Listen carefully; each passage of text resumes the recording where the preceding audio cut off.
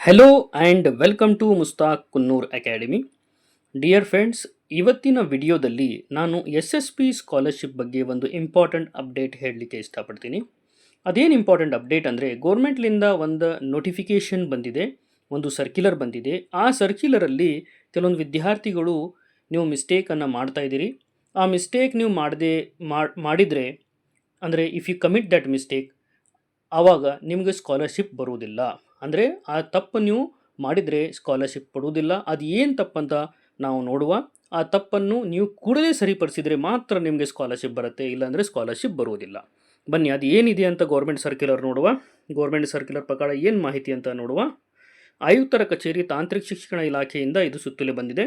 ಇಲ್ಲಿ ನೋಡ್ಬೋದು ನಾವು, ಪ್ರಸಕ್ತ ಸಾಲಿನಲ್ಲಿ ಪ್ರಥಮ ಸೆಮಿಸ್ಟರ್ ಅಂದರೆ ಫಸ್ಟ್ ಸೆಮಿಸ್ಟರ್, ಪ್ರಸಕ್ತ ಸಾಲಿನ ಅಂದರೆ this academic year first semester ಮತ್ತು ಲ್ಯಾಟ್ರಲ್ ಎಂಟ್ರಿಯಿಂದ ಅಡ್ಮಿಷನ್ ಪಡೆದಿರುವ ವಿದ್ಯಾರ್ಥಿಗಳು ಬ್ಯಾಂಕ್ ಖಾತೆಯಲ್ಲಿ ಮತ್ತು ಆಧಾರ್ ಕಾರ್ಡಿನಲ್ಲಿ ತನ್ನ ಹೆಸರನ್ನು ಸರಿಪಡಿಸುವ ಕುರಿತು.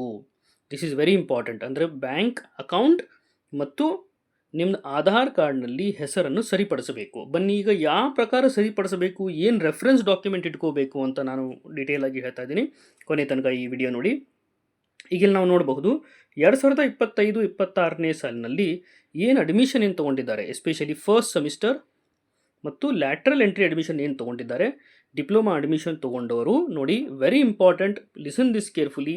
SSLC ಮಾರ್ಕ್ಸ್ ಕಾರ್ಡ್ನಲ್ಲಿ ಏನು ಹೆಸರಿದೇನೋ ಅದೇ ಹೆಸರು ನಿಮ್ಮ ಬ್ಯಾಂಕ್ ಅಕೌಂಟಲ್ಲಿ ಇರಬೇಕು ಮತ್ತು ಆಧಾರ್ ಕಾರ್ಡ್ನಲ್ಲಿ ಇರಬೇಕು. This is very important.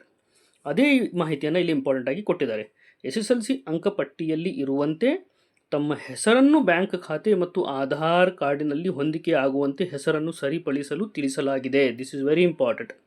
ಅಂದರೆ your name should your name in SSLC marks card as well as in bank account and Aadhaar card should be same.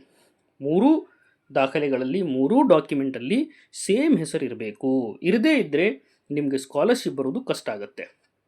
ಈಗ ಮುಂದೆ ಏನು ಹೇಳ್ತಾ ಇದ್ದಾರೆ ಅಂದರೆ, ವಿದ್ಯಾರ್ಥಿ ವೇತನಕ್ಕಾಗಿ ಅರ್ಜಿ ಸಲ್ಲಿಸುವಾಗ ಅಧಿಕೃತ ದಾಖಲೆಗಳ ನಡುವಿನ ವಿದ್ಯಾರ್ಥಿಗಳ ಹೆಸರುಗಳಲ್ಲಿ ವ್ಯತ್ಯಾಸಗಳಿಂದ SSLC ಅಂಕಪಟ್ಟಿ, ಬ್ಯಾಂಕ್ ಖಾತೆ ಮತ್ತು ಆಧಾರ್ ಕಾರ್ಡ್ ವಿದ್ಯಾರ್ಥಿಗಳಿಗೆ ತಮಗೆ ವಿದ್ಯಾರ್ಥಿ ವೇತನ ಮಂಜೂರಾತಿ ಆಗುತ್ತಿಲ್ಲ. ಇಲ್ಲಿ ನೋಡಿ, ದಿಸ್ ಇಸ್ ವೆರಿ ಇಂಪಾರ್ಟೆಂಟ್. ಅವ್ರು ಏನು ಹೇಳ್ತಾ ಇದ್ದಾರೆ ಅಂದರೆ, SSLC marks card, bank account ಮತ್ತು ಆಧಾರ್ ಕಾರ್ಡ್ನಲ್ಲಿ ಹೆಸರು ಡಿಫ್ರೆನ್ಸ್ ಇರುವುದರಿಂದ ಸ್ಕಾಲರ್ಶಿಪ್ಪನ್ನು ಅಪ್ರೂವ್ ಮಾಡಲಿಕ್ಕೆ ಆಗ್ತಾ ಇಲ್ಲ.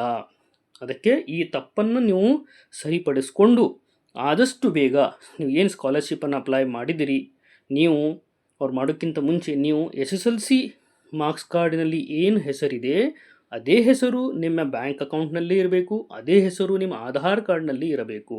ಇರದೇ ಇದ್ದರೆ ನಿಮಗೆ SSP ಸ್ಕಾಲರ್ಶಿಪ್ ಆಯಿತು ಅಥವಾ ಬೇರೆ ಸ್ಕಾಲರ್ಶಿಪ್ ಆಯಿತು ಬರೋದು ಡೌಟ್ ಆಗುತ್ತೆ. ಅದಕ್ಕೆ ನೀವು ಇದನ್ನೆಲ್ಲ ಸರಿಪಡಿಸ್ಕೊಂಡು ಸ್ಕಾಲರ್ಶಿಪ್ಪನ್ನು ಪಡಬೇಕಂತ ಹೇಳಿ ನಾನು ಈ ವಿಡಿಯೋನ ಮುಗಿಸ್ತೀನಿ. Thank you.